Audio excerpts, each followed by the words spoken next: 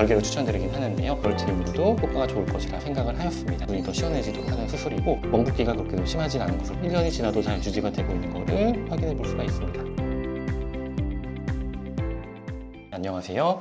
오늘은 눈매 교정과 듀얼 트림을 하신 남자분의 눈 전후 사진을 보고 리뷰를 해보도록 하겠습니다. 왼쪽 눈과 오른쪽 눈에 검은 동자가 보이고 있는 이 폭이 크기가 좀 다른 것을 좀 볼 수가 있고요. 그리고 눈꺼풀 위쪽에 눈썹 아래쪽으로 이렇게 함몰되어 있는 모습들도 볼 수가 있습니다. 그래서 환자분은 눈 높이가 다른 게 일단 첫 번째로 콤플렉스였고 눈이 더 커지기를 원하셨습니다. 피부가 얇고 지방이 많지가 않고 눈이 이렇게 함몰되시지 않은 스타일이었기 때문에 비절개로도 충분히 우리가 효과를 볼 수 있을 거라 판단을 하여 비절개 눈매 교정으로 계획을 하였고요. 비절개는 좀 빨리 풀리고 절개는 좀 잘 유지가 될 것이다 이렇게 생각을 할 수가 있는데 이것은 사실 개개인마다 케이스마다 좀 다릅니다. 지금처럼 눈이 조금 돌출되어 있고 지방이 별로 없고 그다음에 피부가 얇으신 경우에는 비절개로도 충분히 잘 유지가 되고요. 반대로 눈이 좀 함몰되어 있거나 지방이 많거나 피부가 좀 두꺼운 경우에는 수술 전에 라이너로 라인을 그려봤을 때 잘 만들어지시는 분들은 사실은 비절개로도 잘 유지가 됩니다. 근데 잘 안 만들어지시는 분들은 별개로 추천드리긴 하는데요. 뒤쪽과 아래쪽에 틀 수 있는 공간도 여유가 있었기 때문에 듀얼 트림으로도 효과가 좋을 것이라 생각을 하였습니다. 듀얼 트림 같은 경우에는 이렇게 눈꼬리 쪽을 절개를 해서 뒤쪽으로 더 넓혀주고요. 또 밑트림을 통해서 이런 느낌으로 이제 흰자위를 노출시켜서 눈이 더 시원해지도록 하는 수술이고 비절개 눈매 교정 같은 경우에는 속쌍꺼풀을 이렇게 잡아주면서 위쪽에 있는 근육을 같이 묶어주는 수술식을 통해서 눈매 교정을 같이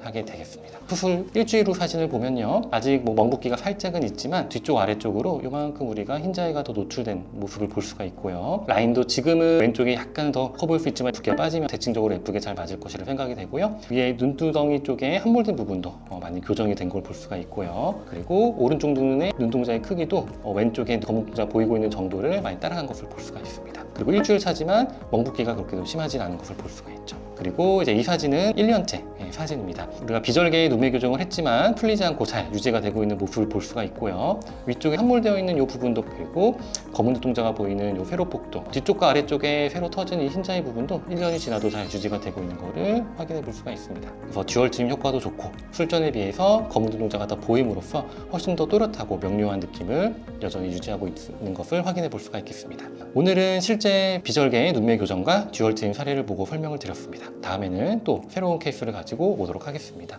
감사합니다.